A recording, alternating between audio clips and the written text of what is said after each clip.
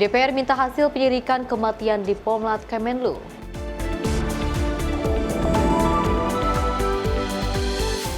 Transjakarta luncurkan rute baru Blok M Ancol.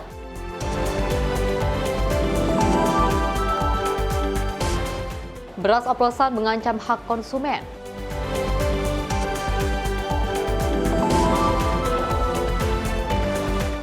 Lansia hilang ditemukan tewas di dasar jurang.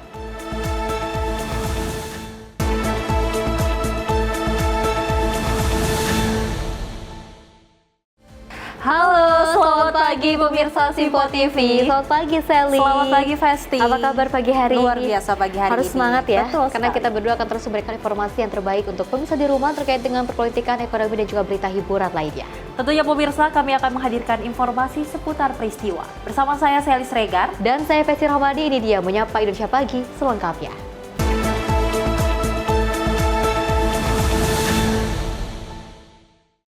Pemirsa, kita awali dengan berita utama. Tim SAR gabungan berhasil menemukan jasad Angga 43 tahun yang tenggelam saat memancing di Sungai Kelekar, Desa Burai, Kecamatan Tanjung Batu, Kabupaten Ogan Ilir. Korban ditemukan dalam kondisi meninggal dunia pada Minggu 27 Juli 2025 atau sehari setelah dilaporkan hilang.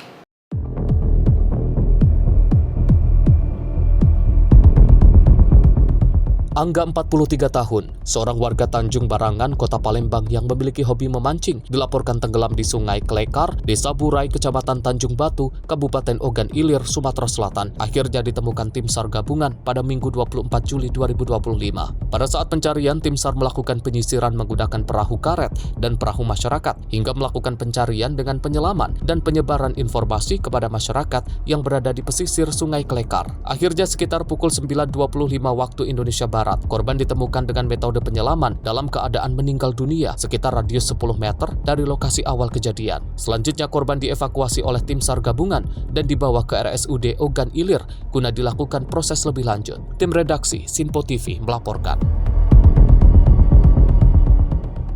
Selain itu pemirsa, mayat wanita tanpa identitas ditemukan di dalam sebuah drum berwarna biru yang juga mengapung di Sungai Cisadane, Tangerang pada Minggu siang 27 Juli 2025. Jasad korban ditemukan membusuk dalam posisi terlipat di dalam drum dan diduga sudah meninggal beberapa hari sebelumnya.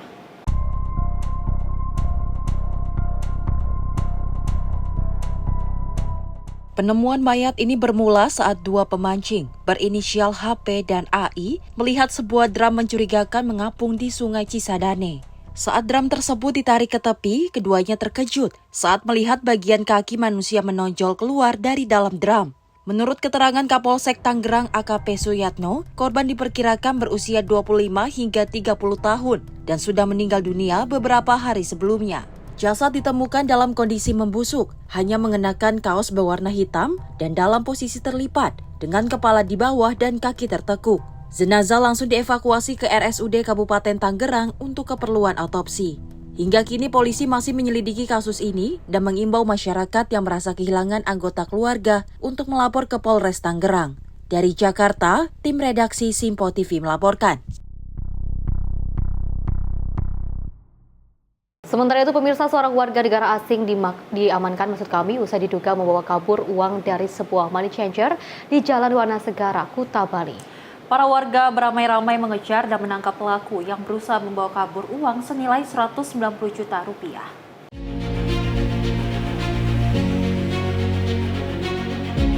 Seorang warga negara asing diduga membawa kabur uang senilai 190 juta rupiah dari sebuah money changer di Legian, Kuta, Bali. Peristiwa terjadi pada Minggu siang saat pelaku yang belum diketahui identitasnya mendatangi lokasi penukaran uang dan berakting seolah-olah ingin melakukan transaksi penukaran mata uang. Namun saat diberikan uang rupiah sejumlah 190 juta, pelaku justru kabur begitu saja tanpa menyelesaikan transaksi, membawa seluruh uang tunai yang sudah diberikan. Aksi kejar-kejaran pun terjadi. Pegawai money changer dan warga mengejar pelaku hingga berhasil menahannya di Jalan Wana Segara. Dalam video yang beredar terlihat uang pecahan 100.000 berserakan di jalan dan sebuah motor tergeletak, sementara pelaku yang tidak mengenakan baju atasan ditahan oleh warga. Kapolsek Kuta AKP Agus Riwayanto Diputra menyatakan, bahwa pelaku saat ini sudah diamankan di Polsek Kuta untuk diperiksa lebih lanjut. Polisi terus melakukan penyelidikan menyeluruh serta mengumpulkan bukti-bukti untuk proses hukum lebih lanjut. Dari Jakarta, Aura Desmita, Simpo TV melaporkan. Pemirsa, seorang pedagang mainan tewas setelah tertabrak kereta di perlintasan Tapapalang di kawasan Darul Ulum, Desa Balokang, Kota Banjar pada Minggu siang 27 Juli 2025. Diduga tidak menyadari kedatangan kereta akibat gangguan pendengaran. Kasus ini memunculkan kembali sorotan terhadap keselamatan di perlintasan Tampapalang.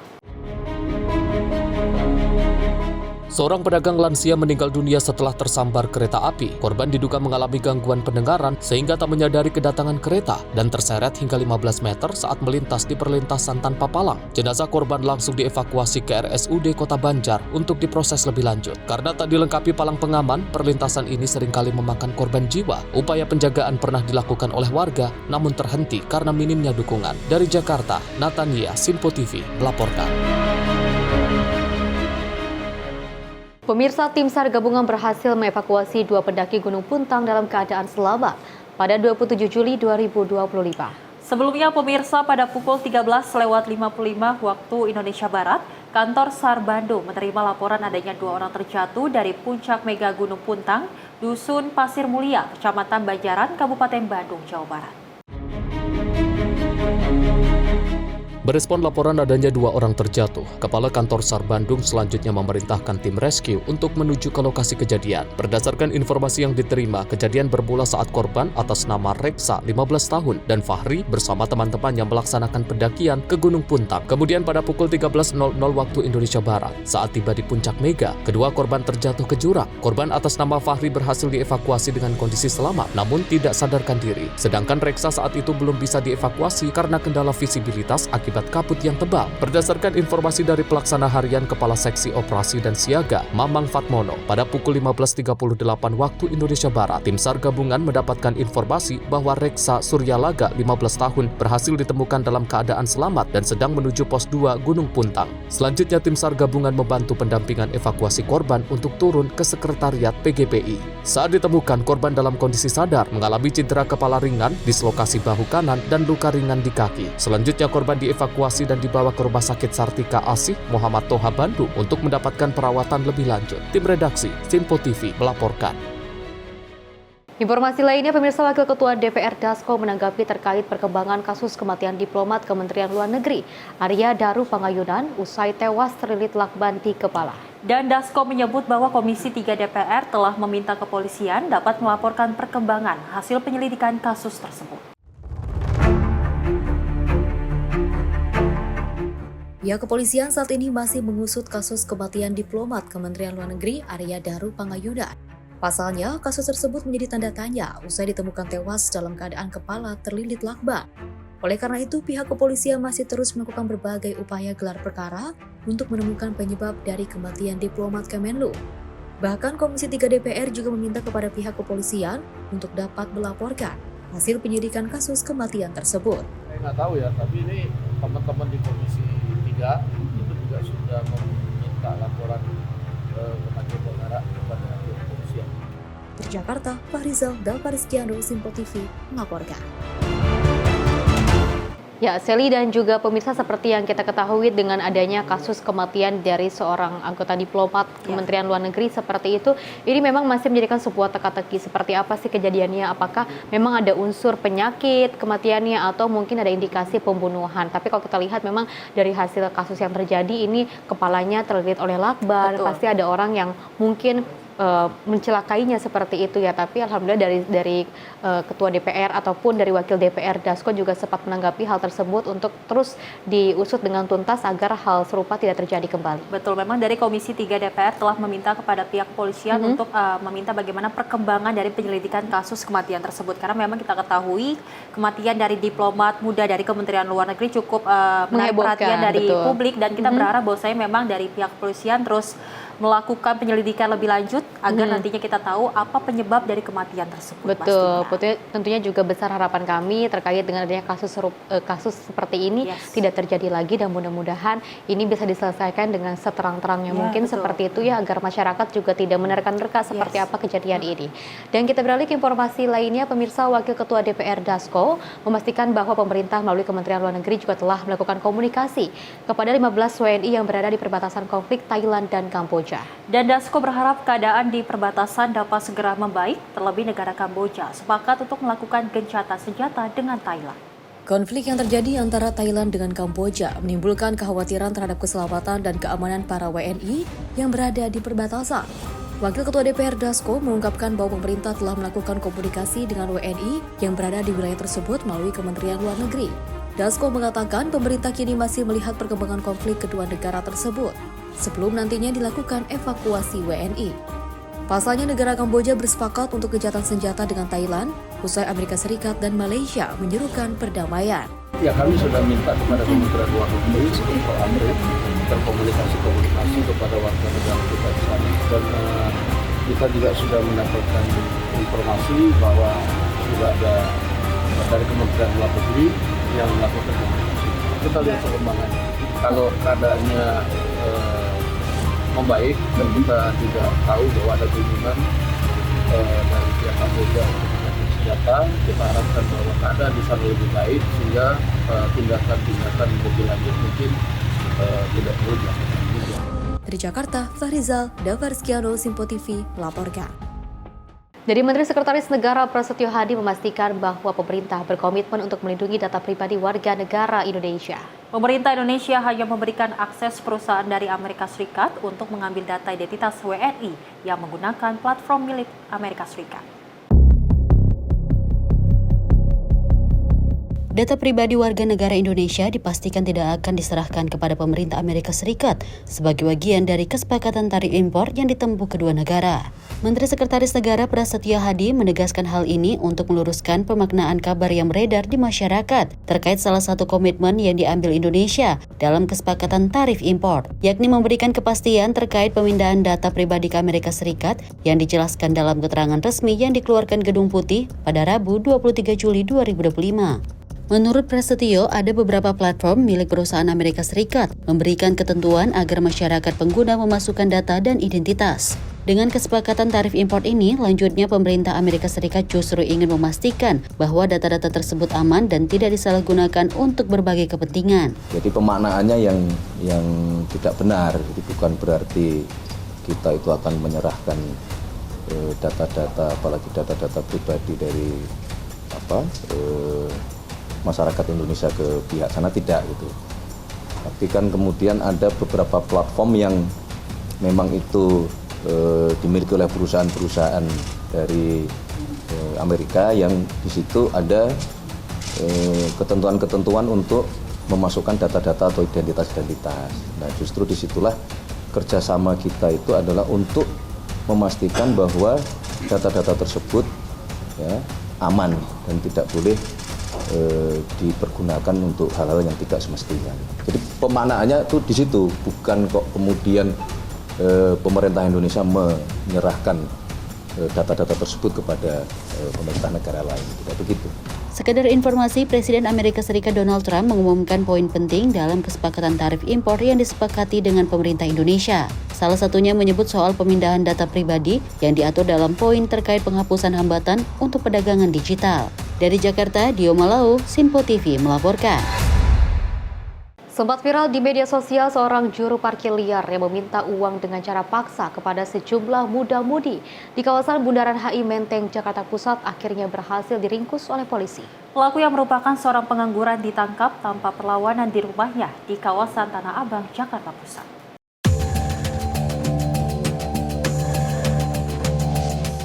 Wajahnya sempat seliweran di media sosial, MA remaja berusia 18 tahun yang terlibat cekcok mulut dengan sejumlah muda-mudi di depan halte bus Transjakarta, Bundaran Hotel Indonesia, akhirnya berhasil diringkus aparat Polsek Menteng. MA diamankan tanpa perlawanan di kediamannya di kawasan Tanah Abang, Jakarta Pusat. Dari hasil pemeriksaan polisi, pelaku biasa menjaga lahan parkir di wilayah tersebut dengan mematok uang parkir sebesar Rp10.000 per kendaraan. Uang tersebut digunakannya untuk keperluan makan sehari-hari. Setelah kita gali informasi dari si pelaku tersebut, berjalan dari rumahnya menuju Bundaran HI, sebenarnya hanya berinisiasi untuk mencari makan.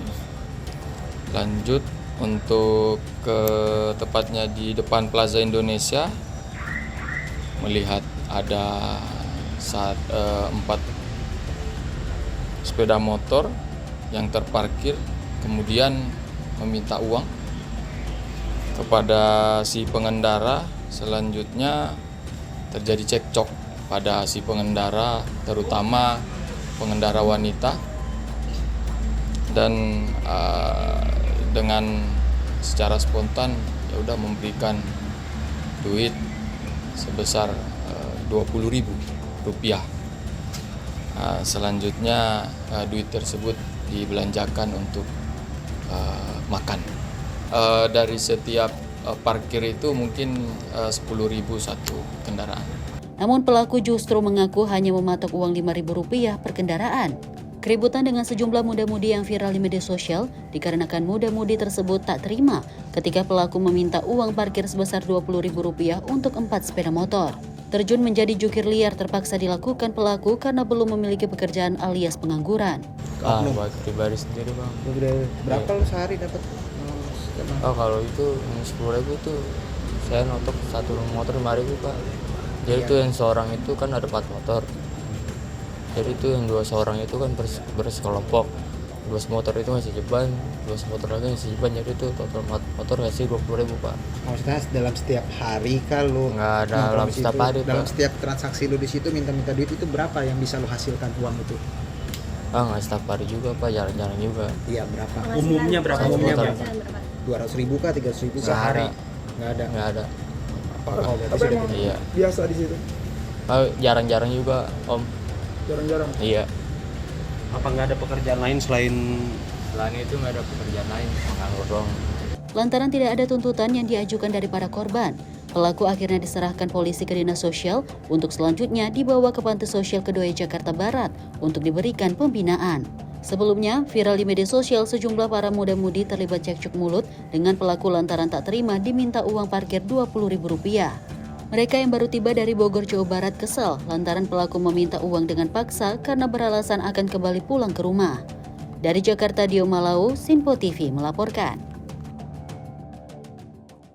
Sally dan juga pemirsa, memang ini sangat meresahkan masyarakat ya terkait dengan adanya jukir ataupun juru parkir liar yang masih merajalela di beberapa daerah. Salah satunya tadi juga ada di kawasan Bundaran HI ya, yang kita ketahui memang di Bundaran HI ini suasananya kan cukup bagus juga ya, meskipun agak panas, tapi kenapa harus ada oknum-oknum yang nakal yang juga memanfaatkan situasi, memanfaatkan waktu untuk mendapatkan keuntungan yang mungkin caranya tidak sangat baik ya, seperti itu ya. Mudah-mudahan dengan adanya hal seperti ini bisa menjadikan sebuah pembelajaran untuk kita semua agar jauh bisa lebih berhati-hati, jauh lebih berani lagi ketika ada seseorang ataupun juru parkir liar yang meminta uang dengan tambahan uang yang cukup fantastis. Betul. Seperti itu ya, apalagi bisa sampai Rp50.000, itu kan sangat merugikan sekali ya. Dan mudah-mudahan adanya pengawasan dan juga keamanan yang ketat di beberapa daerah. Betul, dan memang dari pihak kepolisian telah menangkap pelaku yang memang ternyata adalah seorang remaja pengangguran. Betul. Yaitu berusia 18 tahun.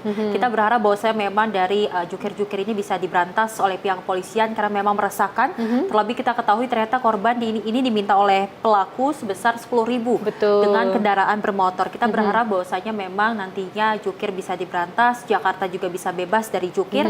Karena kita ketahui ternyata tidak hanya di Bundaran HI saja terjadi, namun banyak sekali tempat-tempat yang memang ternyata banyak oknum yang meminta dengan tarif yang tidak wajar. Betul, besar harapan kami tidak hanya seorang jukir liar saja diberantas, tapi juga kasus korupsi yang tengah merajalela di Indonesia juga turut diberantas. Betul sekali. Dan pemirsa, informasi lainnya akan terus kami hadirkan usai jeda berikut ini.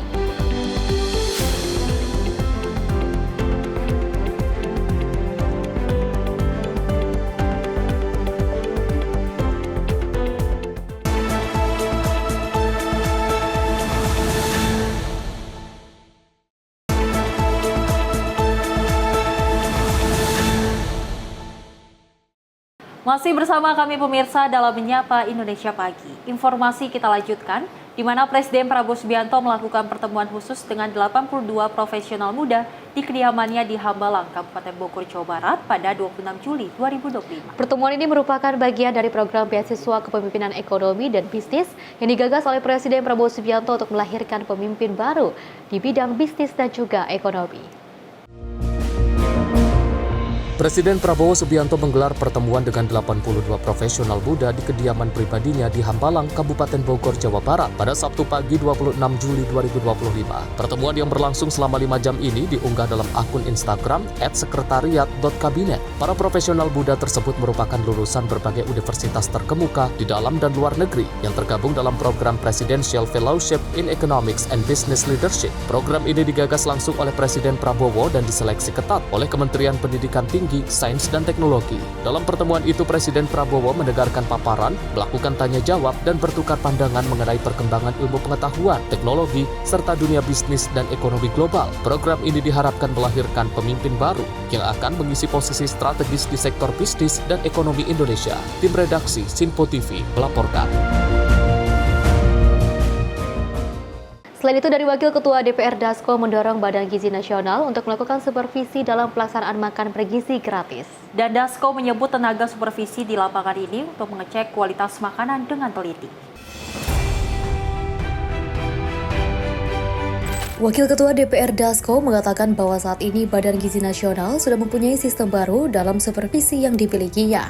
Dasko menyebut tim supervisi ini berfungsi untuk mengecek kualitas makanan dengan secara teliti. Supervisi oleh Badan Gizi Nasional diperlukan guna mencegah kesalahan dalam pelaksanaan makan bergizi gratis di berbagai daerah.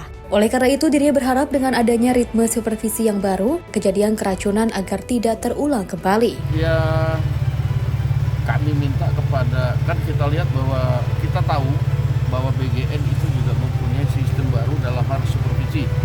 Mereka ada rekrut tenaga-tenaga untuk supervisi lapangan, baik untuk mengecek kualitas makanan, distribusi, maupun dari sisi pembayaran dari MBG ke dapur.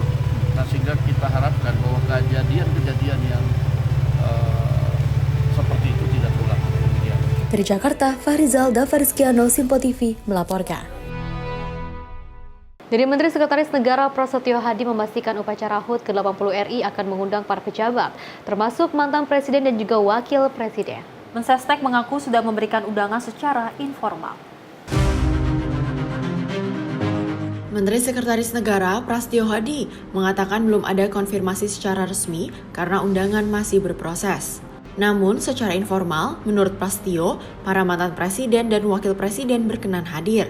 Seperti perayaan sebelum-sebelumnya, HUT RI ini juga akan mengikutsertakan masyarakat. Namun mekanismenya sejauh ini masih dalam pembahasan.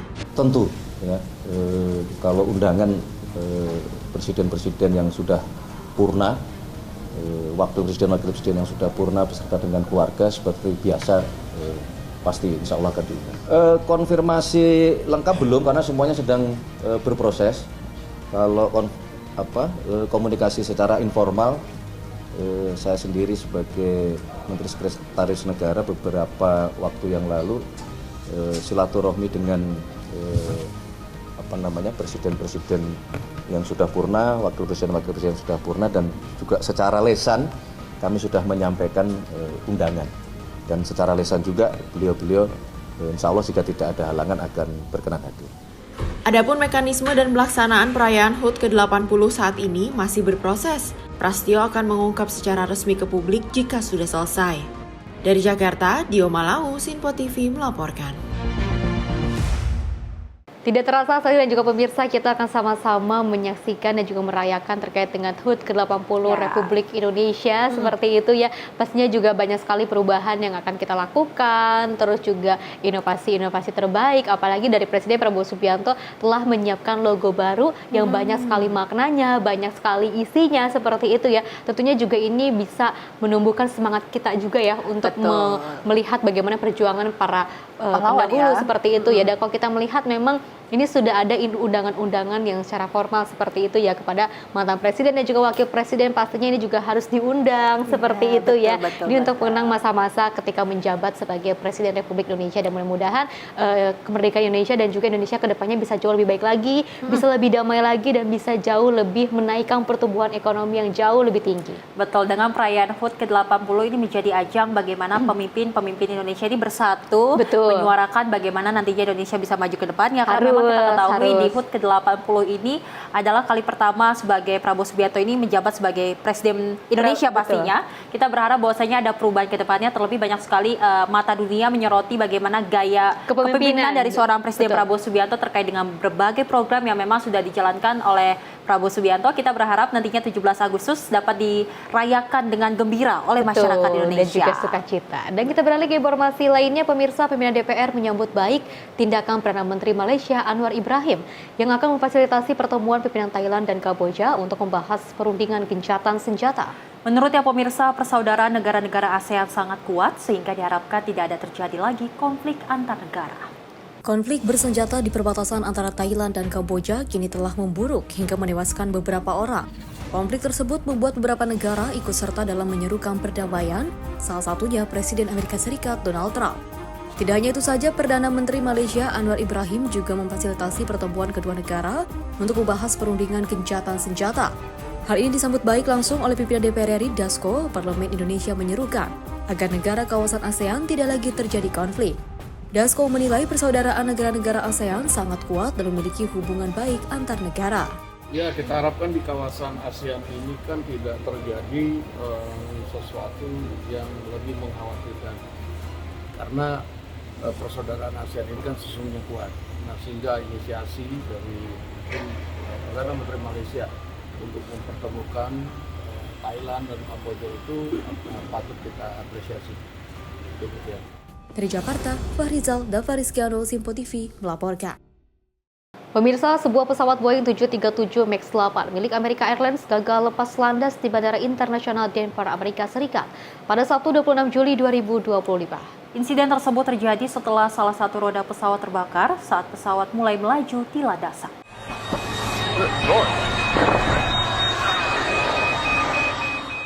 Insiden terjadi saat sebuah pesawat Boeing 737 MAX 8 milik American Airlines gagal mengudara setelah salah satu rodanya terbakar saat akan lepas landas. Pesawat yang mengangkut 173 penumpang dan 6 kru dijadwalkan terbang pada pukul 13:12 waktu setempat, namun mengalami gangguan saat masih di landasan.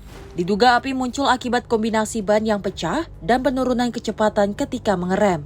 Beberapa penumpang sempat mendengar suara ledakan keras sebelum akhirnya diarahkan keluar melalui pintu darurat dan meluncur menggunakan perosotan untuk menjauhi pesawat yang mengeluarkan asap tebal.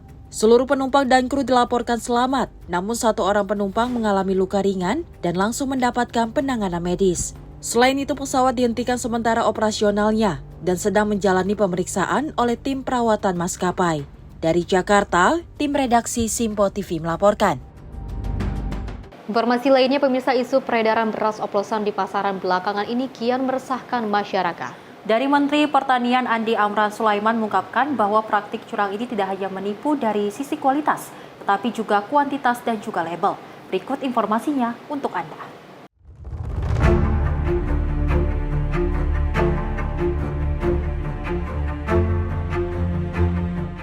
Peredaran beras oplosan di pasaran Indonesia belakangan ini kian meresahkan masyarakat. Menteri Pertanian Andi Amran Sulaiman mengungkapkan bahwa praktik curang ini tidak hanya menipu dari sisi kualitas, tetapi juga kuantitas dan label. Berdasarkan investigasi Kementan dan Satgas Pangan, ditemukan 212 merek beras yang tidak memenuhi standar mutu. 26 diantaranya diduga merupakan hasil pengoplosan dari 4 perusahaan besar, termasuk Wilmar Group dan Japfa Group.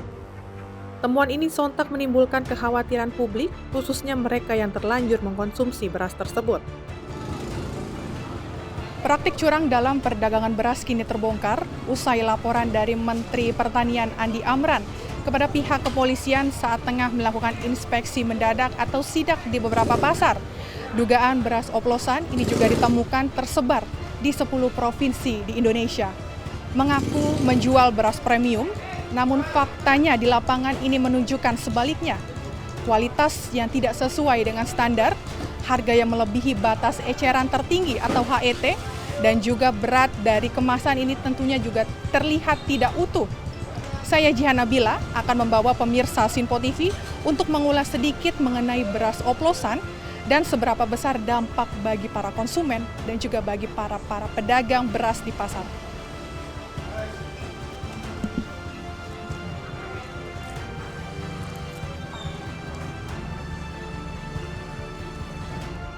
Bareskrim Polri bersama Satgas Pangan mengungkap peredaran beras tidak sesuai standar di 10 provinsi di Indonesia. Pengungkapan kasus ini bermula dari laporan Menteri Pertanian Andi Amran Sulaiman pada 26 Juni 2025. Laporan itu disampaikan setelah Menteri Pertanian melakukan inspeksi langsung ke sejumlah pasar di berbagai daerah pada tanggal 6 hingga 23 Juni 2025. Menteri Pertanian menyoroti buruknya kualitas beras yang beredar di pasar, serta kenaikan harga yang tidak wajar atau tidak sesuai dengan harga eceran tertinggi. Mengikuti laporan tersebut, Satgas Pangan turun tangan dan melakukan penyisiran di lapangan. Hasilnya, tim mengumpulkan 268 sampel dari 212 merek beras yang beredar di pasar. Pada tanggal 26 Juni 2025, Bapak Mentan menyampaikan hasil temuan di lapangan terhadap mutu dan harga beras yang anomali karena di masa panen raya beras surplus kok terjadi kenaikan harga yang luar biasa. Ini yang disampaikan dan trennya tidak menurun tapi malah naik. Sehingga dilakukan pengecekan ke lapangan dan ternyata ditemukan di pasar yang dilakukan oleh beliau dari mulai tanggal 6 sampai 23 Juni 2025 pada 10 provinsi mendapatkan sampel beras 268 pada 212 merek beras dengan hasil yang pertama terhadap beras premium terdapat ketidaksesuaian mutu di bawah standar regulasi sebesar 85,56%, ketidaksesuaian HET sebesar 59,78%, ketidaksesuaian berat beras kemasan atau berat real di bawah standar sebesar 21,66%. Kemudian terhadap beras medium terdapat ketidaksesuaian mutu beras di bawah standar regulasi sebesar 88,24%, ketidaksesuaian HET atau harga di atas HET sebesar 95,12%, ketidaksesuaian berat beras kemasan berat real di bawah standar sebesar 90,63%. Adapun dari data yang didapatkan tentunya sangat mengejutkan publik. Untuk kategori beras premium, sebanyak 85,56% sampel tidak memenuhi standar mutu nasional. Tak hanya itu, 59,78% dijual melebihi harga eceran tertinggi dan 21,66% memiliki berat kemasan yang kurang dari yang tertera. Situasi lebih buruk ditemukan pada beras medium. 88,24% sampel dinyatakan tidak sesuai standar mutu, 95,12% melebihi HET, dan 90,63% beratnya kurang dari yang seharusnya. Direktur Tindak Pidana Ekonomi Khusus sekaligus Kasatgas Pangan Polri Brigjen Pol Helvi Assegaf menyampaikan bahwa hingga saat ini Bareskrim Polri telah mengantongi 9 merek beras yang diduga tidak sesuai standar, 5 diantaranya telah diuji dan dipastikan tidak memenuhi mutu sebagai beras premium. Kita melakukan pengecekan atas sampel tersebut ke laboratorium, yaitu Laboratorium Penguji Balai Besar Pengujian Standar Instrumen Pasca Panen Pertanian. Namun sampai dengan hari ini kita baru mendapatkan 9 merek dan 5 merek yang sudah ada hasilnya, yaitu beras premium yang tidak memenuhi standar mutu. Sehingga kita lanjutkan untuk membuat laporan polisi tersebut dan melakukan proses penegakan hukum lain terhadap produsen maupun hasil daripada temuan yang telah disampaikan oleh ahli dari laboratorium. Dari hasil penyidikan, penyidik Barreskrim Polri mendapatkan fakta bahwa pelaku usaha memproduksi beras premium dengan merek yang tidak sesuai dengan standar mutu yang tercantum di label kemasan. Produksi dilakukan menggunakan mesin dengan beragam teknologi, mulai dari peralatan modern hingga cara-cara tradisional secara manual. Penyidik juga telah melakukan serangkaian tindakan upaya paksa, termasuk pemeriksaan terhadap 14 orang saksi, ahli analisa beras dari Kementerian Pertanian, ahli perlindungan konsumen, serta penggeledahan dan penyitaan barang bukti. Para pedagang pasar ikut menjadi korban dalam rantai panjang distribusi beras oplosan. Mereka membeli beras dari supplier yang dianggap resmi dan juga terpercaya.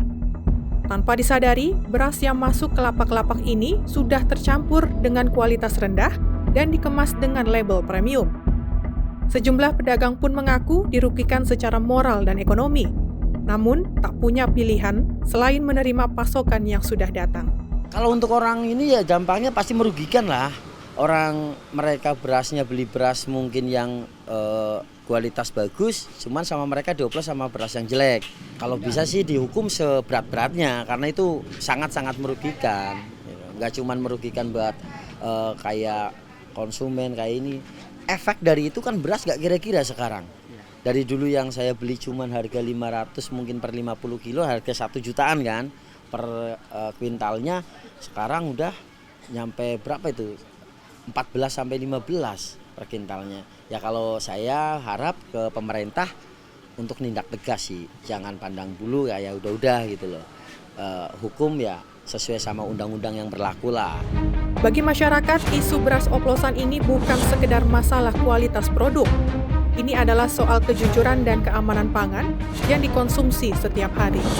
Banyak warga mengaku merasa tertipu karena sudah mengeluarkan uang lebih untuk membeli beras yang dianggap premium, namun yang didapat tak sesuai harapan.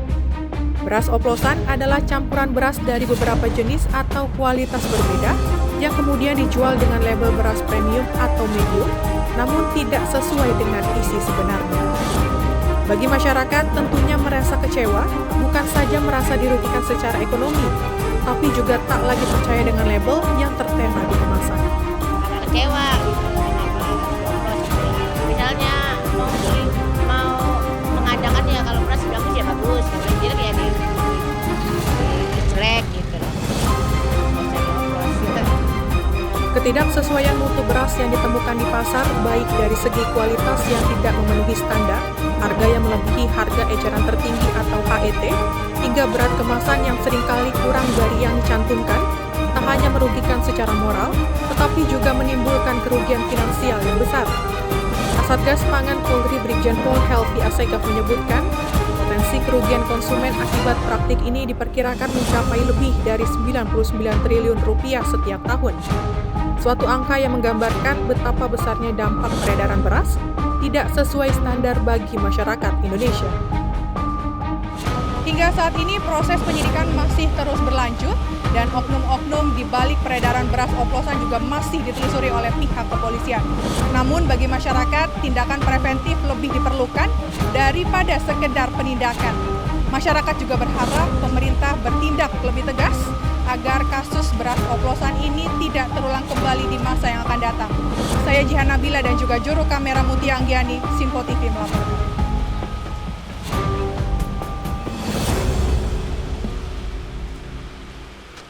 Sedih sekali ya saya dan juga pemirsa ketika kita ingin membeli dengan jujur seperti itu, tapi masih banyak sekali para pedagang yang melakukan hal-hal yang curang dan juga oknum-oknum yang nakal yang bahkan tidak bertanggung jawab atas perbuatannya. Kita melihat banyak sekali beras-beras premium yang harus dioplos seperti itu ya, dicampur dengan beras-beras yang kualitasnya kurang seperti itu ya. Mudah-mudahan kedepannya ini bisa menjadi sebuah pembelajaran untuk kita semua, terkhusus untuk para pedagang untuk bisa mengembalikan kepercayaan para konsumennya seperti itu ya, karena dengan adanya kasus seperti ini banyak sekali orang-orang yang akhirnya khawatir dan juga resah ketika akan membeli sebuah beras, apalagi kan beras ini kan salah satu kebutuhan yang sangat diperlukan ya, sangat utama seperti itu. Dan apalagi kita juga turut mengapresiasi kepada pihak kepolisian, kepada pihak pemerintah yang juga turut andil untuk memberantas adanya pengoplos beras yang ada di beberapa daerah, dan juga sudah ada beberapa ratus merek beras yang juga dilakukan laboratorium ternyata menggunakan beras oplosan. Betul, memang dari Presiden Prabowo Subianto telah menegaskan bahwasanya praktik dengan beras oplosan ini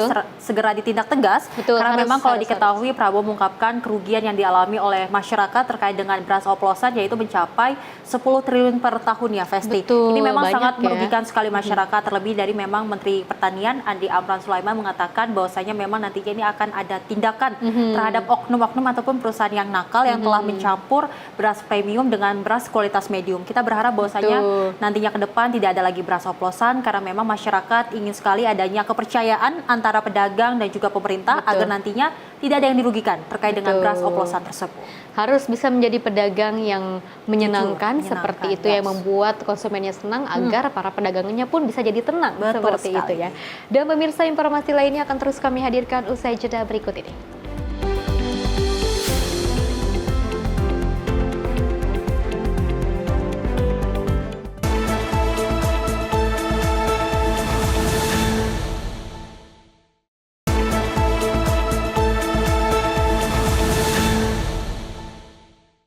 Selamat pagi pemirsa, Anda masih menyaksikan Menyapa Indonesia Pagi. Informasi kita lanjutkan, di mana Indonesia masih bernegosiasi dengan Amerika Serikat untuk menurunkan tarif impor sejumlah komoditas seperti sawit, kopi, kakao, mineral, dan juga produk agro. Menko Perekonomian Erlangga Hartarto juga menyebut tarif bisa ditekan hingga mendekati 0%, seperti skema yang telah diterapkan dalam kerjasama Indonesia dan Uni Eropa. Menteri Koordinator Bidang Perekonomian Erlangga Hartarto menyampaikan bahwa Indonesia masih menjalani proses negosiasi dengan Amerika Serikat terkait pemangkasan tarif impor sejumlah komoditas. Komoditas yang dimaksud meliputi kelapa sawit, kopi, kakao, mineral, produk agro, hingga komponen industri yang masuk dalam skema zona perdagangan bebas. Erlangga menjelaskan pemangkasan tarif dinilai memungkinkan karena komoditas-komoditas tersebut tidak diproduksi oleh Amerika Serikat. Menurutnya pembahasan ini terus berjalan seiring dengan komitmen yang pernah disampaikan Amerika Serikat untuk memberikan keringanan tarif kepada Indonesia. Perundingan masih akan terus berlangsung untuk bicara detail teknis karena masih ada beberapa kepentingan yang dijanjikan dan akan ditindaklanjuti, yaitu terkait dengan beberapa pokok, yaitu Indonesia akan diberikan juga tarif yang lebih rendah 19% untuk beberapa komoditas. Nah, yang dikatakan adalah komoditas sumber daya alam yang tidak diproduksi oleh Amerika Serikat, seperti kelapa sawit, kopi, kakao, produk agro, dan juga produk mineral lainnya, termasuk juga komponen pesawat terbang dan juga komponen daripada produk industri di kawasan industri tertentu, seperti di Free Trade Zone. Jadi itu sedang dalam pembahasan dan itu dimungkinkan lebih dari 19%, lebih rendah dari 19% dan dimungkinkan mendekati 0%.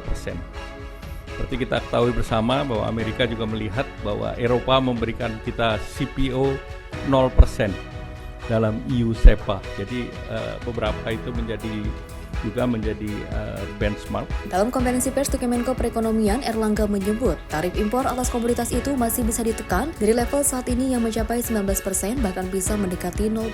Ia juga mencontohkan Indonesia telah menerapkan skema serupa dengan Uni Eropa melalui perjanjian EU SEPA yang memungkinkan pembebasan tarif impor untuk CPO hingga 0%.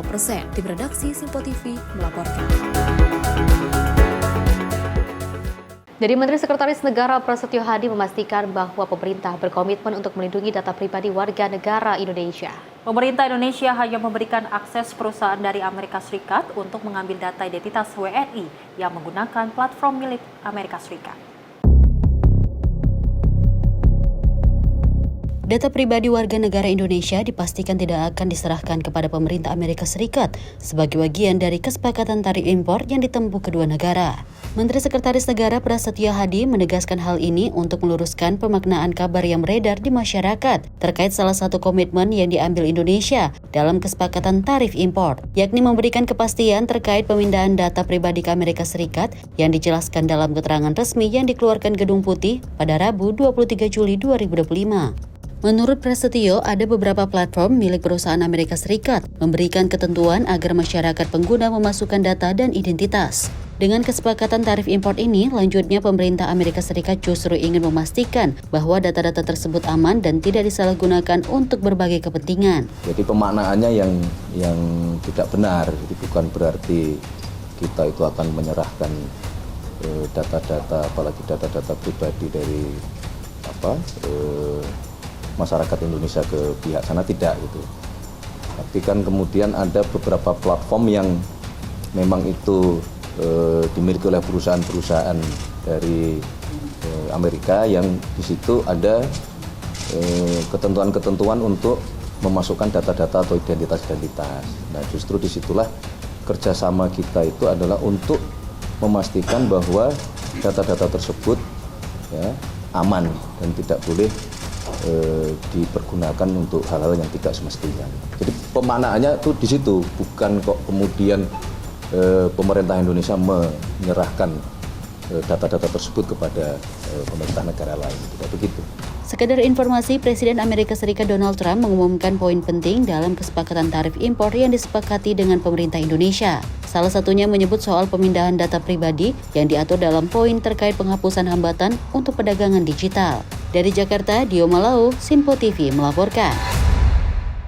Isu hangat yang juga terus diperbincangkan di berbagai media sosial dan juga publik masyarakat Indonesia terkait dengan adanya tarif impor dari Amerika Serikat dengan kemarin hampir 32%. Seperti itu ya, saya jawab pemirsa ya, tapi dengan adanya negosiasi yang baik dari Presiden Prabowo Subianto dan juga bisa meluluhkan hati dari seorang Donald Trump, akhirnya turun menjadi 19%. Dan nyatanya nantinya kalau kita melihat dari pernyataan dari Menko Erlangga Hartarto, maksud kami, sempat mengatakan bahwa ini akan turun lagi dan juga bisa dinegosiasi hingga 0%. Dan juga ini ada pemberitaan yang berseliweran terkait dengan adanya terkait platform Indonesia ataupun akses yang dilakukan oleh Amerika Serikat kepada Indonesia ini bisa diakses dengan sangat bebas, tapi bukan berarti data-data dari masyarakat Indonesia ini bisa diambil oleh Amerika Serikat. Seperti itu ya, bisa dibocorkan. Nah, maka dari itu dari Mensesnek juga telah memberikan pernyataan agar tidak terjadi simpang siur. Betul, memang nantinya data dari warga negara Indonesia dipastikan aman, tidak akan diambil oleh pemerintah Amerika Serikat,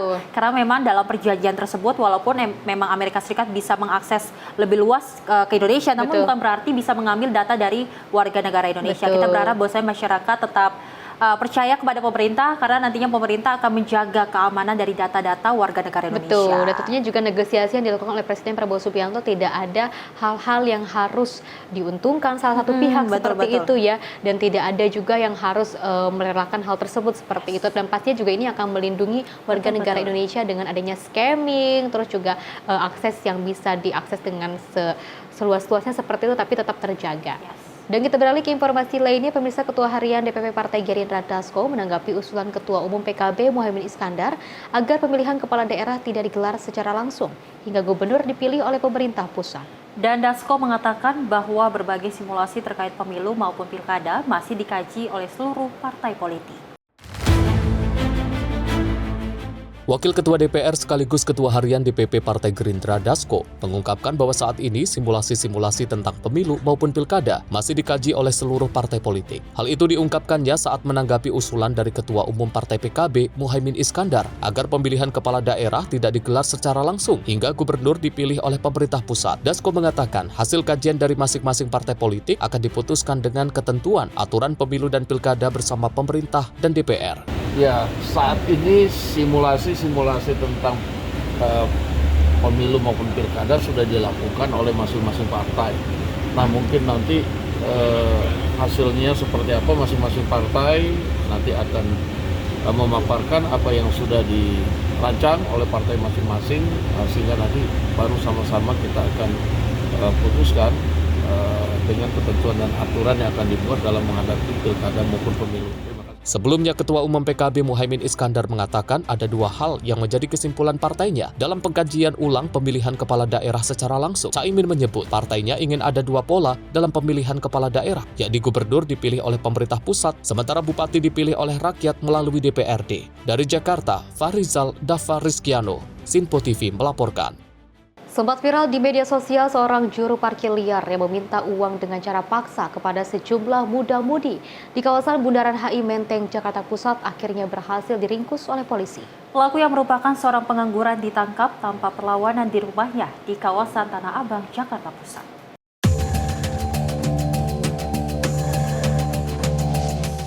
Wajahnya sempat seliweran di media sosial. MA remaja berusia 18 tahun yang terlibat cekcok mulut dengan sejumlah muda-mudi di depan halte bus Transjakarta, bundaran Hotel Indonesia, akhirnya berhasil diringkus aparat Polsek Menteng. MA diamankan tanpa perlawanan di kediamannya di kawasan Tanah Abang, Jakarta Pusat. Dari hasil pemeriksaan polisi, pelaku biasa menjaga lahan parkir di wilayah tersebut dengan mematok uang parkir sebesar Rp10.000 per kendaraan. Uang tersebut digunakannya untuk keperluan makan sehari-hari. Setelah kita gali informasi dari si pelaku tersebut, berjalan dari rumahnya menuju Bundaran HI, sebenarnya hanya berinisiasi untuk mencari makan. Lanjut untuk ke tepatnya di depan Plaza Indonesia, melihat ada 4 sepeda motor yang terparkir, kemudian meminta uang kepada si pengendara. Selanjutnya terjadi cekcok pada si pengendara, terutama pengendara wanita, dan dengan secara spontan ya udah memberikan duit sebesar Rp20.000. Selanjutnya duit tersebut dibelanjakan untuk makan. Dari setiap parkir itu mungkin Rp10.000 satu kendaraan. Namun pelaku justru mengaku hanya mematok uang Rp5.000 per kendaraan. Keributan dengan sejumlah muda-mudi yang viral di media sosial dikarenakan muda-mudi tersebut tak terima ketika pelaku meminta uang parkir sebesar Rp20.000 untuk 4 sepeda motor. Terjun menjadi jukir liar terpaksa dilakukan pelaku karena belum memiliki pekerjaan alias pengangguran. Buat pribadi sendiri, Bang. Berapa lu sehari dapat? Kalau itu 10.000 itu saya notok satu motor 5.000, Pak. Jadi itu yang seorang itu kan ada 4 motor. Jadi itu yang 2 seorang itu kan bersekelompok. 2 motor itu ngasih jeban, 2 motor lagi ngasih jeban, jadi itu total motor ngasih 20.000, Pak. Maksudnya dalam setiap hari kalau nggak dalam setiap hari, dalam Pak. setiap transaksi lu di situ minta duit itu berapa yang bisa lu hasilkan uang itu? Nggak setiap hari juga, Pak, jarang-jarang juga. Iya, berapa? Umumnya berapa? Umumnya berapa? 200.000 kah, 300.000 kah? Sehari? Nggak ada. Nggak ada. Berarti sudah Iya. Biasa di situ? Jarang-jarang juga, Om. Jarang-jarang? Iya. Apa nggak ada pekerjaan lain selain itu nggak ada pekerjaan lain, nganggur doang. Lantaran tidak ada tuntutan yang diajukan dari para korban, pelaku akhirnya diserahkan polisi ke Dinas Sosial untuk selanjutnya dibawa ke Panti Sosial Kedoya, Jakarta Barat untuk diberikan pembinaan. Sebelumnya, viral di media sosial sejumlah para muda-mudi terlibat cekcok mulut dengan pelaku lantaran tak terima diminta uang parkir Rp20.000. Mereka yang baru tiba dari Bogor, Jawa Barat kesal lantaran pelaku meminta uang dengan paksa karena beralasan akan kembali pulang ke rumah. Dari Jakarta, Dio Malau, Simpo TV melaporkan. Informasi peristiwa pemirsa, seorang wanita lanjut usia ditemukan tewas di dasar jurang setelah 9 hari. Dinyatakan hilang saat mencari kayu bakar di Desa Woluwitik, Sika, Nusa Tenggara Timur. Korban yang bernama Thomas Sinebura ditemukan di dasar jurang kedalaman 100 meter oleh tim SAR gabungan setelah melakukan operasi pencarian selama 6 hari.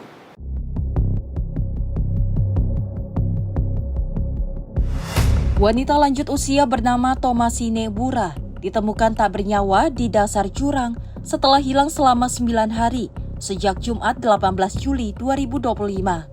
Korban dilaporkan hilang saat tengah mencari kayu bakar di wilayah hutan Nilo yang berjarak 1 km dari rumahnya.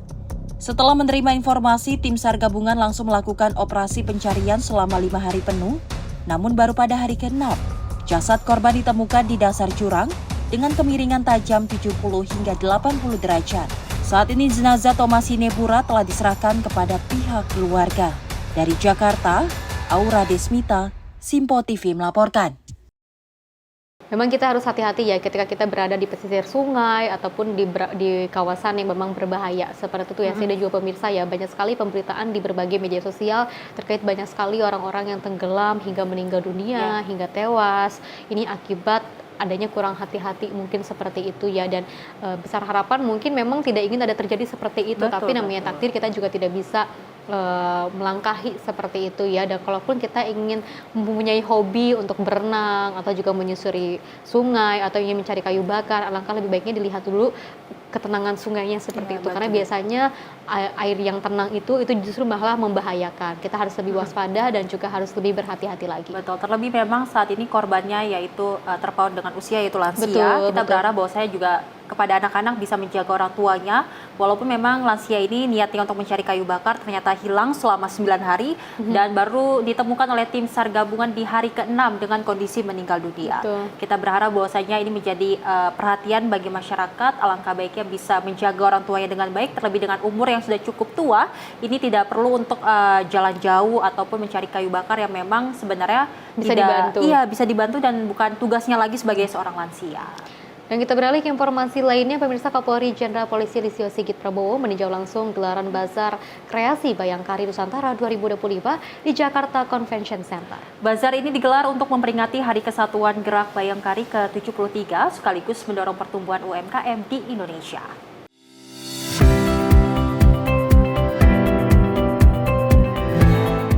Sebanyak 548 stand dari berbagai polda, satuan kerja, dan organisasi wanita tampil memamerkan produk UMKM dalam ajang Bazar Kreasi Bayangkari Nusantara 2025.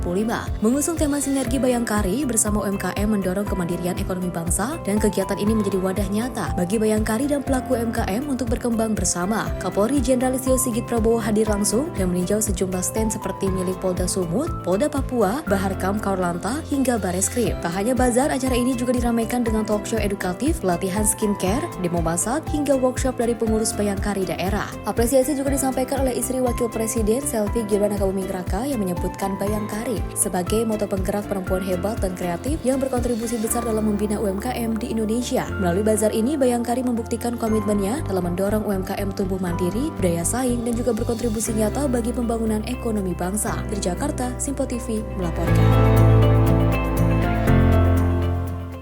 Pemirsa, Menteri SDM Bahlil Lahadalia meninjau rencana pembangunan PLTM Wabudori di Supiori sebagai bagian dari percepatan program listrik Desa Papua. Proyek ini diharapkan mendorong penggunaan energi bersih dan juga membuka peluang dari ekonomi lokal. Menteri SDM Bahlil Lahadalia melanjutkan kunjungan kerjanya ke Kabupaten Supiori, Papua usai menyambangi Kepulauan Yapen dan Pulau Owi pada Jumat lalu. Kunjungan ini bertujuan mempercepat program listrik desa sekaligus meninjau rencana pembangunan pembangkit listrik tenaga mini hidro atau PLTM Wabudori berkapasitas 1,2 MW di kawasan hutan konservasi distrik Supiori Barat. Proyek ini diharapkan mampu memasok listrik lebih dari 1.600 rumah dengan mengedepankan energi bersih dan pemanfaatan produk dalam negeri. Proyek PLTM Wabudori sempat mandek sejak 2010 karena berbagai kendala teknis dan administratif. Menteri Bahlil menekankan perlunya percepatan, pembangunan serta kolaborasi semua pihak agar proyek berjalan lancar. Saya datang ke Supiori untuk memastikan pembangunan PLTMA 1,2 MW yang sudah terbengkalai sejak 2010. Tim dari PLN untuk memastikan agar proses konstruksinya bisa segera jalan, dan memang dalam skedulnya 2029 dan saya majukan paling lambat awal 2024. Perintah Bapak Presiden memberikan pelayanan kepada semua wilayah di Indonesia dari Aceh sampai Papua untuk urusan listrik desa. Dirjen EBTKE Enia Elistiani Dewi menegaskan bahwa seluruh komponen proyek akan memenuhi standar keberlanjutan dan memanfaatkan potensi energi terbarukan dari aliran air lokal dengan komitmen tinggi terhadap penggunaan kandungan lokal. Masyarakat Papua sangat merasakan dampak positif dari berbagai kebijakan pemerintah yang fokus pada pemerataan akses listrik. Kebijakan tersebut tidak hanya meningkatkan kualitas hidup, tetapi juga mendukung pembangunan yang berkelanjutan dan pelestarian lingkungan di daerah mereka. Anak-anak bisa belajar, bisa pakai cuk air begitu. Kami ingin sekali kampung kami Jatitran, supaya anak-anak kami yang sekolah bisa dapat informasi yang baik dari mana-mana. Maka belajar baik di rumah dan kami lancar. Kami bangga sekali karena ada kesempatan untuk Bapak secara langsung tiba di Supiori meresmikan untuk. Saya rasa bangga dan bersyukur karena sudah ada listrik yang bisa setelah kami di Kabupaten Supiori dan bisa saja kami sangat bersyukur.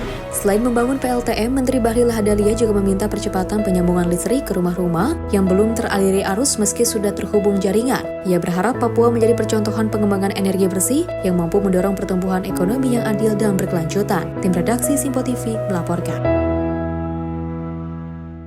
Pemirsa, informasi lainnya akan terus kami hadirkan usai jeda berikut ini.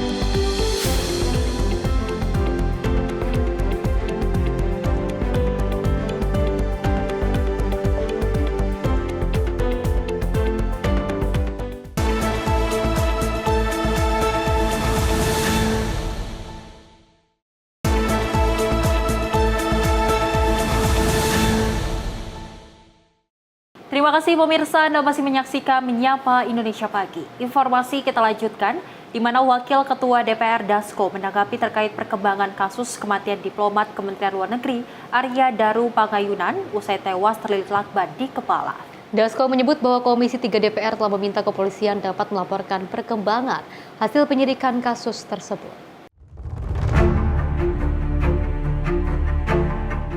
Pihak kepolisian saat ini masih mengusut kasus kematian diplomat Kementerian Luar Negeri Arya Daru Pangayunan. Pasalnya, kasus tersebut menjadi tanda tanya usai ditemukan tewas dalam keadaan kepala terlilit lakban. Oleh karena itu, pihak kepolisian masih terus melakukan berbagai upaya gelar perkara untuk menemukan penyebab dari kematian diplomat Kemenlu. Bahkan Komisi 3 DPR juga meminta kepada pihak kepolisian untuk dapat melaporkan hasil penyidikan kasus kematian tersebut. Saya nggak tahu ya, tapi ini teman-teman di Komisi 3 itu juga sudah meminta laporan kematian perkara kepada pihak kepolisian. Dari Jakarta, Fahrizal Dalpariskiando, Simpo TV melaporkan. Wakil Ketua DPR Dasko juga memastikan bahwa pemerintah melalui Kementerian Luar Negeri telah melakukan komunikasi kepada 15 WNI yang berada di perbatasan konflik Thailand dan Kamboja. Dan Dasko berharap keadaan di perbatasan dapat segera membaik, terlebih negara Kamboja sepakat untuk melakukan gencatan senjata dengan Thailand. Konflik yang terjadi antara Thailand dengan Kamboja menimbulkan kekhawatiran terhadap keselamatan dan keamanan para WNI yang berada di perbatasan. Wakil Ketua DPR Dasko mengungkapkan bahwa pemerintah telah melakukan komunikasi dengan WNI yang berada di wilayah tersebut melalui Kementerian Luar Negeri. Dasko mengatakan pemerintah kini masih melihat perkembangan konflik kedua negara tersebut sebelum nantinya dilakukan evakuasi WNI. Pasalnya negara Kamboja bersepakat untuk gencatan senjata dengan Thailand usai Amerika Serikat dan Malaysia menyerukan perdamaian. Ya, kami sudah minta kepada Kementerian Luar Negeri untuk berkomunikasi kepada warga negara kita di sana. Dan kita juga sudah mendapatkan informasi bahwa sudah ada dari Kementerian Luar Negeri yang melakukan komunikasi. Kita lihat perkembangannya. Kalau keadaannya membaik dan kita juga tahu bahwa ada kunjungan dari pihak Kamboja untuk gencatan senjata, kita harapkan bahwa keadaan di sana lebih baik sehingga tindakan-tindakan lebih lanjut mungkin tidak perlu dilakukan. Dari Jakarta, Fahrizal Dalpariskiando, Simpo TV melaporkan. Ketegangan antara kawasan Timur Tengah ini belum usai, saya dan juga pemirsa, dan ini juga kita harus mendengar berita yang sangat kurang mengenakan yang juga menyedihkan, di mana ada lagi ketegangan yang terjadi antara Thailand dan juga Kamboja. Betul. Seperti itu ya, dan tentu saja sebagai negara yang bebas aktif, negara Indonesia khususnya seperti itu ya, saya juga pemirsa, ini terus akan menyerukan sebuah perdamaian, menyerukan adanya sebuah gencatan senjata seperti itu ya. Alangkah lebih baiknya semuanya kita lakukan dengan berdiskusi bersama, duduk bareng dan juga menemukan titik masalahnya agar semuanya selesai dan juga tidak harus memakan korban, tidak harus melakukan apapun yang terjadi seperti yang berada di kawasan Timur Tengah seperti itu ya. Mudah-mudahan besar harapan kami tidak hanya dari negara Indonesia tapi juga seluruh dunia menginginkan adanya sebuah perdamaian dan tidak ada lagi antar negara yang saling menyerang. Betul, memang terkait dengan 15 warga negara Indonesia yang ada di perbatasan antara Thailand dan juga Kamboja, kita berharap memang dari pemerintah telah memastikan keadaannya dengan baik, karena memang nantinya pemerintah ini tidak tinggal diam dengan keberadaan mereka yang di sana, yang memang kita tahu ada ketegangan antara dua negara. Kita berharap bahwasanya memang antara dengan Thailand dan juga Kamboja bisa selesai dengan damai. Karena memang kita ketahui keduanya adalah sama-sama negara ASEAN. Negara ASEAN dikenal dengan negara yang memang adanya perdamaian. Kita berharap bahwasanya memang gencatan senjata terus dilakukan agar tidak ada konflik antar kedua negara ataupun negara-negara lainnya. Dan kita beralih ke informasi lainnya, pemirsa, isu peredaran beras oplosan di pasaran belakangan ini kian meresahkan masyarakat. Dari Menteri Pertanian Andi Amran Sulaiman mengungkapkan bahwa praktik curang ini tidak hanya menipu dari sisi kualitas, tetapi juga kuantitas dan juga label. Berikut informasinya untuk Anda.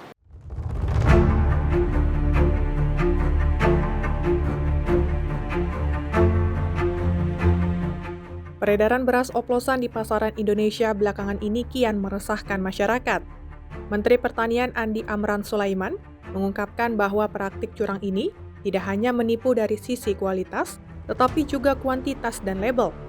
Berdasarkan investigasi Kementan dan Satgas Pangan, ditemukan 212 merek beras yang tidak memenuhi standar mutu. 26 diantaranya diduga merupakan hasil pengoplosan dari 4 perusahaan besar, termasuk Wilmar Group dan Japfa Group. Temuan ini sontak menimbulkan kekhawatiran publik, khususnya mereka yang terlanjur mengkonsumsi beras tersebut. Praktik curang dalam perdagangan beras kini terbongkar usai laporan dari Menteri Pertanian Andi Amran kepada pihak kepolisian saat tengah melakukan inspeksi mendadak atau sidak di beberapa pasar. Dugaan beras oplosan ini juga ditemukan tersebar di 10 provinsi di Indonesia. Mengaku menjual beras premium, namun faktanya di lapangan ini menunjukkan sebaliknya. Kualitas yang tidak sesuai dengan standar, harga yang melebihi batas eceran tertinggi atau HET, dan juga berat dari kemasan ini tentunya juga terlihat tidak utuh. Saya Jihan Nabila akan membawa pemirsa Sinpo TV untuk mengulas sedikit mengenai beras oplosan dan seberapa besar dampak bagi para konsumen dan juga bagi para pedagang beras di pasar.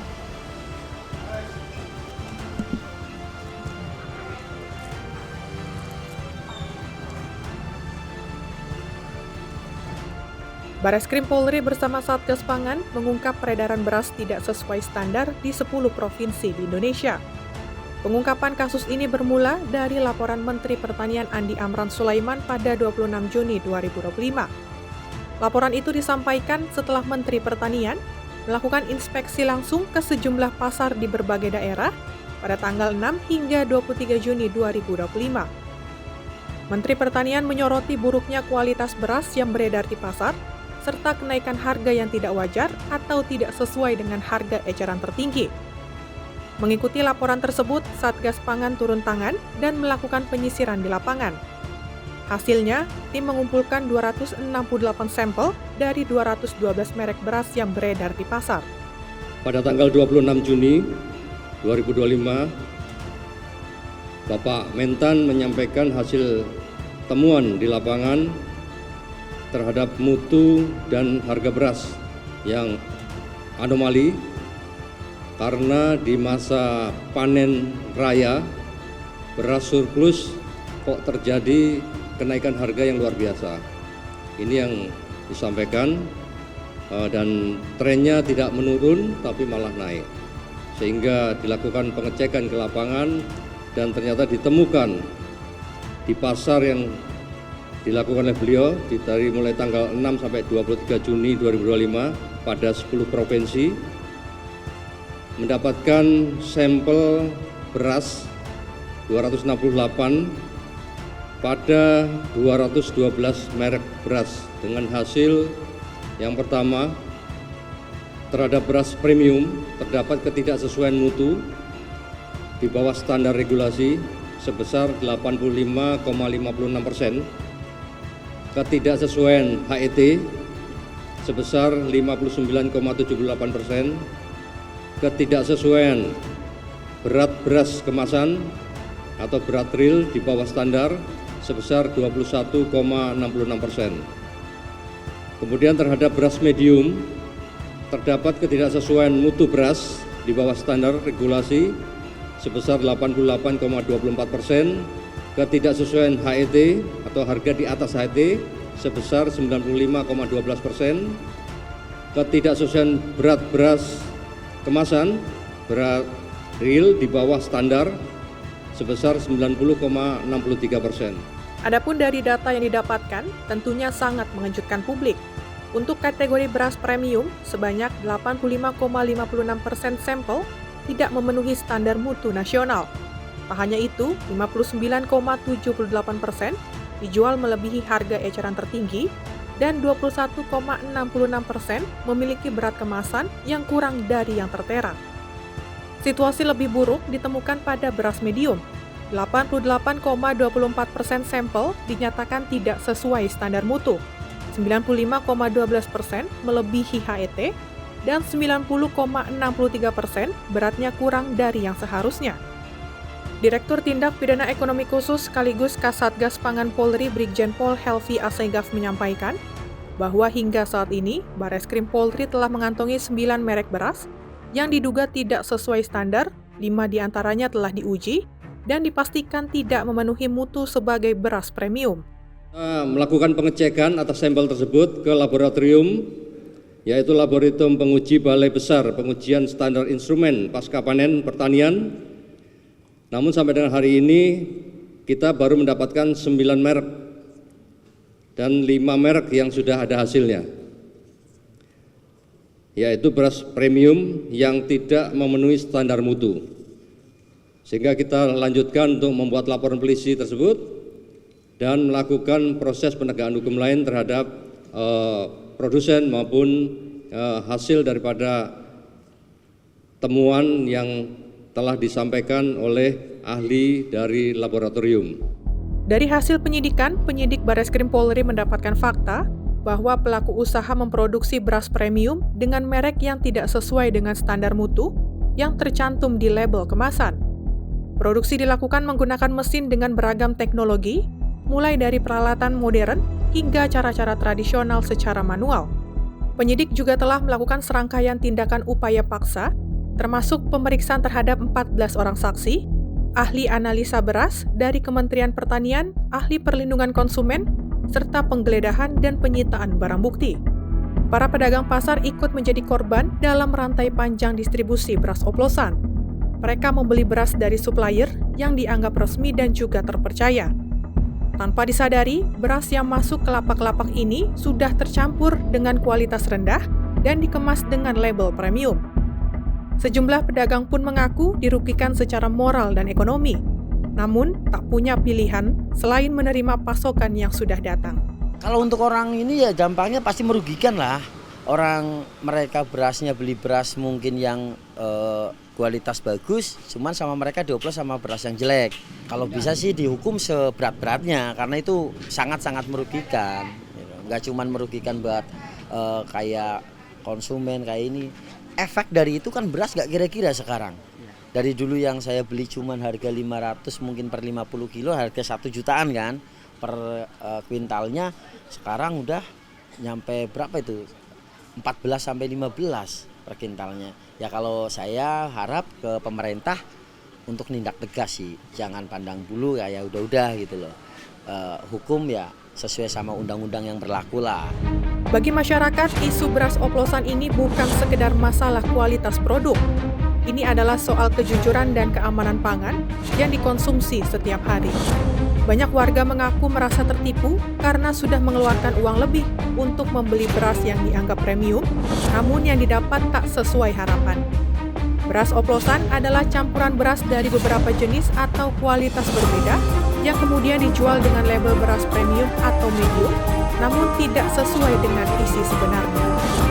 Bagi masyarakat tentunya merasa kecewa, bukan saja merasa dirugikan secara ekonomi, tapi juga tak lagi percaya dengan label yang tertera di kemasan. Kecewa, misalnya mau mengadakan ya kalau beras bagus ya bagus, kalau jelek ya jelek gitu loh. Ketidaksesuaian mutu beras yang ditemukan di pasar, baik dari segi kualitas yang tidak memenuhi standar, harga yang melebihi harga eceran tertinggi atau HET, hingga berat kemasan yang seringkali kurang dari yang dicantumkan, tak hanya merugikan secara moral, tetapi juga menimbulkan kerugian finansial yang besar. Kasatgas Pangan Polri Brigjen Pol Helvi Assegaf menyebutkan, potensi kerugian konsumen akibat praktik ini diperkirakan mencapai lebih dari 99 triliun rupiah setiap tahun. Suatu angka yang menggambarkan betapa besarnya dampak peredaran beras tidak sesuai standar bagi masyarakat Indonesia. Hingga saat ini proses penyidikan masih terus berlanjut dan oknum-oknum di balik peredaran beras oplosan juga masih ditelusuri oleh pihak kepolisian. Namun bagi masyarakat, tindakan preventif lebih diperlukan daripada sekedar penindakan. Masyarakat juga berharap pemerintah bertindak lebih tegas agar kasus beras oplosan ini tidak terulang kembali di masa yang akan datang. Saya Jihan Nabila dan juga juru kamera Mutia Anggiani, Sinpo TV melaporkan.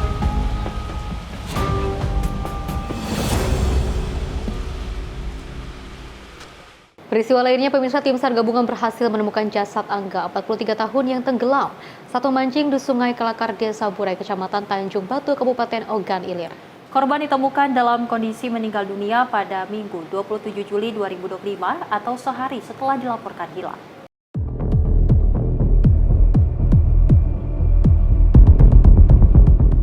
Angga, 43 tahun, seorang warga Tanjung Barangan, Kota Palembang yang memiliki hobi memancing, dilaporkan tenggelam di Sungai Kelekar, Desa Burai, Kecamatan Tanjung Batu, Kabupaten Ogan Ilir, Sumatera Selatan. Akhirnya ditemukan tim SAR gabungan pada Minggu 24 Juli 2025. Pada saat pencarian, tim SAR melakukan penyisiran menggunakan perahu karet dan perahu masyarakat, hingga melakukan pencarian dengan penyelaman dan penyebaran informasi kepada masyarakat yang berada di pesisir Sungai Kelekar. Akhirnya sekitar pukul 9.25 waktu Indonesia Barat, korban ditemukan dengan metode penyelaman dalam keadaan meninggal dunia sekitar radius 10 meter dari lokasi awal kejadian. Selanjutnya korban dievakuasi oleh tim SAR gabungan dan dibawa ke RSUD Ogan Ilir guna dilakukan proses lebih lanjut. Tim redaksi Sinpo TV melaporkan. Pemirsa, seorang pedagang mainan tewas setelah tertabrak kereta di perlintasan tanpa palang di kawasan Darul Ulum, Desa Balokang, Kota Banjar pada Minggu siang 27 Juli 2025. Diduga tidak menyadari kedatangan kereta akibat gangguan pendengaran. Kasus ini memunculkan kembali sorotan terhadap keselamatan di perlintasan tanpa palang.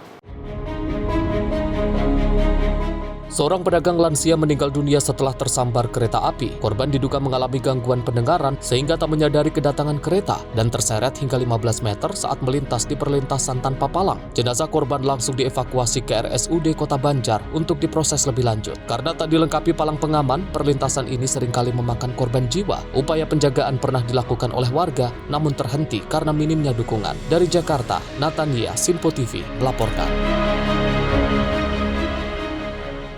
Mayat wanita tanpa identitas ditemukan di dalam sebuah drum berwarna biru yang juga mengapung di Sungai Cisadane, Tangerang pada Minggu siang 27 Juli 2025. Jasad korban ditemukan membusuk dalam posisi terlipat di dalam drum dan diduga sudah meninggal beberapa hari sebelumnya.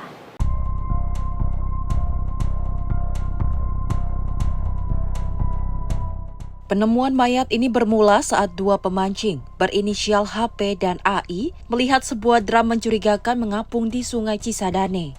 Saat drum tersebut ditarik ke tepi, keduanya terkejut saat melihat bagian kaki manusia menonjol keluar dari dalam drum.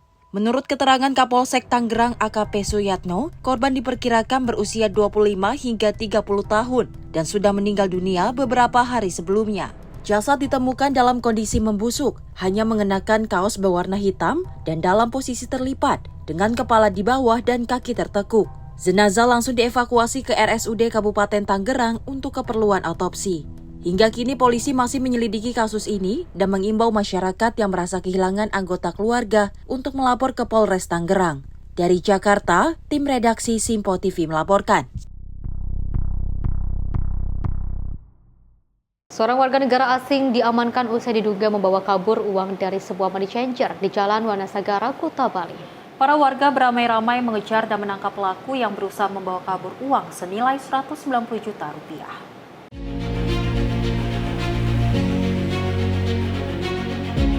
Seorang warga negara asing diduga membawa kabur uang senilai 190 juta rupiah dari sebuah money changer di Legian, Kuta Bali. Peristiwa terjadi pada Minggu siang saat pelaku yang belum diketahui identitasnya mendatangi lokasi penukaran uang dan berakting seolah-olah ingin melakukan transaksi penukaran mata uang.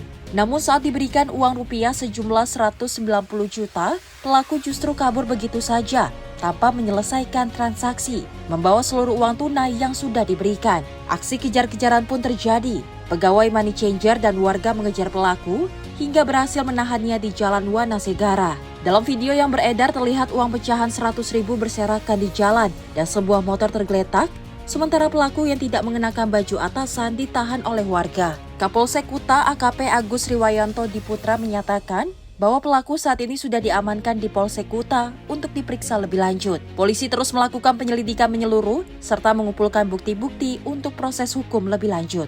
Dari Jakarta, Aura Desmita, Sinpo TV melaporkan. Seorang pedagang mainan tewas setelah tertabrak kereta di perlintasan tanpa palang di kawasan Darul Ulum, Desa Balokang, Kota Banjar pada Minggu siang 27 Juli 2025. Diduga tidak menyadari kedatangan kereta akibat gangguan pendengaran. Kasus ini memunculkan kembali sorotan terhadap keselamatan di perlintasan tanpa palang. Seorang pedagang lansia meninggal dunia setelah tersambar kereta api. Korban diduga mengalami gangguan pendengaran sehingga tak menyadari kedatangan kereta dan terseret hingga 15 meter saat melintas di perlintasan tanpa palang. Jenazah korban langsung dievakuasi ke RSUD Kota Banjar untuk diproses lebih lanjut. Karena tak dilengkapi palang pengaman, perlintasan ini seringkali memakan korban jiwa. Upaya penjagaan pernah dilakukan oleh warga, namun terhenti karena minimnya dukungan. Dari Jakarta, Natania, Simpo TV melaporkan. Tim SAR gabungan juga berhasil mengevakuasi 2 pendaki Gunung Puntang dalam keadaan selamat pada 27 Juli 2025. Sebelumnya pemirsa, pada pukul 13.55 waktu Indonesia Barat, kantor SAR Bandung menerima laporan adanya 2 orang terjatuh dari puncak mega Gunung Puntang, Dusun Pasir Mulia, Kecamatan Bajaran, Kabupaten Bandung, Jawa Barat.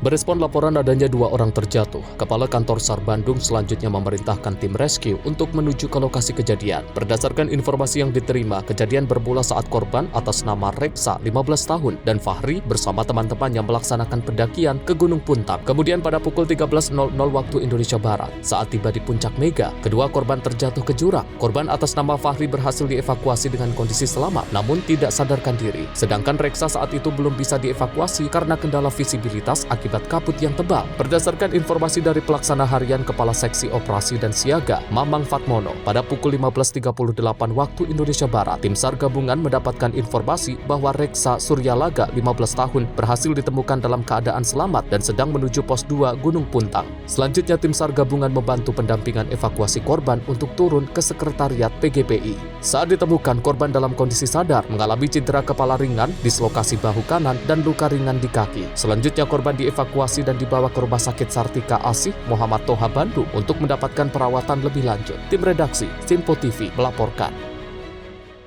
Informasi lainnya, pemirsa, PT Transjakarta kembali menghadirkan rute baru untuk tujuan Blok M Ancol dengan menyiapkan 13 armada bus listrik sebagai bagian dari layanan transportasi ramah lingkungan. Rute Transjakarta ini dinilai cukup efektif lantaran dengan jarak rute sepanjang 48,7 km. Penumpang dapat menempuh waktu kurang lebih 60 menit saja untuk sampai ke tempat tujuan.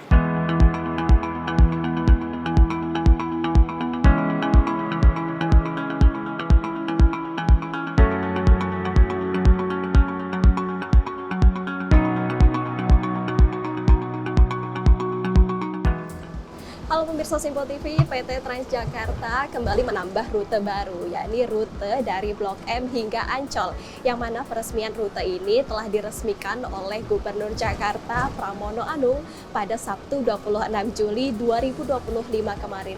Dan memang nantinya akan ada 13 bus armada listrik yang dipergunakan sebagai layanan transportasi ramah lingkungan sepanjang rute Blok M hingga Ancol nanti.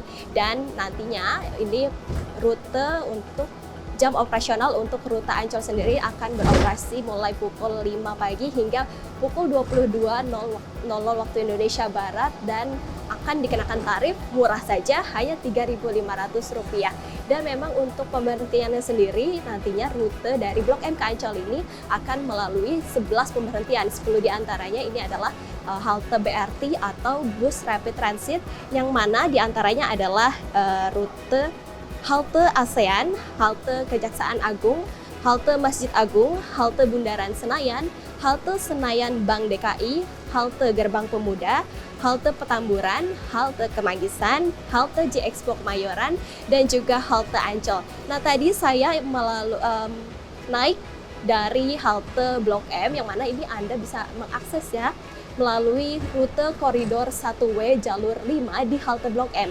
Tak hanya dari halte Blok M saja, Anda juga bisa naik untuk rute Blok M menuju ke Ancol sendiri, ini melalui halte ASEAN, halte Senayan, halte GBK, dan halte Gerbang Pemuda. Adapun memang panjang rute dari untuk Blok M menuju ke Ancol sendiri ini adalah 48,7 km dengan memang akan Anda akan menempuh jarak atau waktu ini sebesar atau mencapai 120 menit atau 60 menit dalam satu kali perjalanan. Nah, untuk melihat seperti apa reaksi para penumpang, ini saya akan mewawancarai salah satu penumpang yang saya lihat ini sudah naik dari halte Blok M begitu ya, menuju ke halte Ancol. Oke, selamat sore Kakak, boleh minta waktunya sebentar? Oke, Kakak namanya siapa dan dari mana? Aku Cecil dari Blok M. Oh, dari Blok M. dari maksudnya dari mana mau ke mana? Oh, aku dari Blok M mau ke Ancol. Kenapa sih Kak mencoba rute ini? Apakah ini baru pertama kali dan untuk aksesnya ini sendiri tahu dari mana? Aku tahu dari video Pak Pramono yang meresmikan rute ini kemarin. Bukanya hari Sabtu kan, jadi aku baru ada waktu cobain hari ini sih. Emang pengen cobain aja dari Blok M ke Ancol. Gimana sih Kak perasaannya pertama kali mencoba rute dari Blok M Blok M ke Ancol sendiri? Ini sih kayaknya udah mau hampir sejam ya. Let's see nih udah turun tol Ancol, semoga dari Blok M ke Ancol waktu tempuhnya bisa sejam doang, itu lumayan banget sih. Soalnya aku pernah naik rute manualnya dari UKI ke Ancol itu 2,5 jam. Berarti cukup efektif ya untuk dari Blok M ke Ancol begitu. Dan ini ada masukan nggak sih untuk PT Transjakarta sendiri untuk rute terbarunya itu? Untuk rute ini atau rute yang lain? Paling dibuka rute yang lain sih kayaknya, diperluas. Untuk rute lain ada? Rute maksudnya? Ada masukan kah untuk PT Transjakarta untuk kedepannya seperti apa? Untuk terkait rute sih paling diperluas aja. Paling kalau ngomongin selain rute, paling mesin tap sih dibikin terintegrasi satu sama lain, karena kalau rute-rute baru kan kebanyakan rutenya itu hybrid ya, non BRT sama halte. Biasa tuh kadang suka ke detect, kita lagi tap in ke detectnya tap out, kita lagi tap out ke detectnya tap in. Mungkin dibenerin aja sih sistemnya biar terintegrasi satu sama lain. Oke, Kak, kita balik lagi ke rute Blok M Ancol sendiri, berarti ini efektif ya untuk para penumpang. Nah, biasanya Kakak kalau ke Ancol sendiri ini naik apa sih Kak? Efektif dong. Karena aku emang sehari-harinya naik langsung, biasanya emang naik langsung, cuman kalau aku dari UKI tuh naik nomor 5 yang jurusan Ancol, yang dari Kampung Melayu Ancol kalau nggak salah. Dan itu waktu tempuhnya 2,5 jam. Cukup lama. Baik, terima kasih atas waktunya Kak. Oke, baik itu dia pemirsa, memang untuk rute Blok M Ancol sendiri ini sangat memudahkan para penumpang, yakni untuk menghemat waktu, karena biasanya para penumpang ini mengakses atau menuju dari Jakarta menuju ke Ancol sendiri ini bisa memakan waktu 2,5 jam, sedangkan dengan menaiki rute bus dari Blok M ke Ancol sendiri ini hanya memakan waktu 120 atau sampai 150 menit ini untuk perjalanan pulang pergi. Dan juga memang untuk membantu kelancaran operasional ini nantinya akan ada sebanyak 10 armada bus yang dioperasikan setiap harinya oleh PT Transjakarta, dan juga akan memang setiap bus yang datang itu waktu kedatangannya di jarak waktu kedatangannya yakni 10 menit hingga 5 menit setiap 10 menit di jam lengang dan 5 menit di jam sibuk.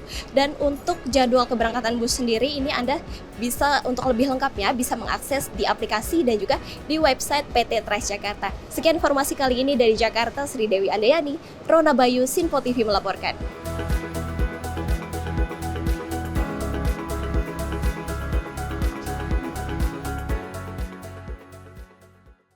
Nah, ini benar-benar ramah lingkungan ya, Sri dan juga pemirsa ya. Salah satu langkah yang dilakukan oleh pemerintah Indonesia terkait dengan untuk pengurangan kemacetan, terus juga polusi udara yang berada di kota-kota besar. Salah satunya adalah Jakarta seperti itu ya. Dengan adanya penambahan rute, mudah-mudahan banyak sekali masyarakat yang ingin menaik Transjakarta seperti itu. Karena kalau kita lihat hanya menempuh dengan waktu 60 menit saja untuk bisa sampai ke tempat tujuan. Yang mudah-mudahan ini bisa membantu masyarakat Indonesia yang juga mempermudah akses kendaraan yang mungkin mahal sebelumnya ya seperti itu ya, karena masih banyak sekali orang-orang yang tidak mau menggunakan mungkin alternatif yang lain ya karena juga mahal, tapi mudah-mudahan dengan adanya alternatif ini bisa mengurangi kantong keringnya seperti itu ya. Saya dan juga pemirsa ya, dan mudah-mudahan tidak hanya diperpanjang rutenya tapi juga armada busnya juga ditambah dong biar nggak desek-desekan. Betul, memang aksi nyata dari pemerintah Kota Jakarta Transjakarta terkait dengan penambahan rute yaitu Blok M menuju Ancol dengan ditempuh 60 menit dengan kita membayar hanya 3.500 saja untuk menggunakan Transjakarta. Ini bisa menikmati bagaimana perjalanan Ancol ke Blok M, melihat pemandangan Jakarta yang cukup bagus. Ini menjadi daya tarik untuk masyarakat bagaimana ternyata transportasi di Jakarta sudah modern, sudah bagus, bahkan juga bus-bus di Transjakarta sudah dibenahi ya. Sudah dibenahi dengan baik. Pastinya kita berharap masyarakat ikut senang dengan adanya rute tambahan dari Transjakarta. Betul, yang paling pasti adalah terkait dengan fasilitas layanannya harus lebih nyaman lagi, lebih ramah lagi, dan juga lebih aman lagi. Dan pemirsa, informasi tadi sekaligus mengakhiri jumpa kita. Saya Pesi Rahmadi. Dan saya Selis Rega. Terima kasih dan sampai jumpa.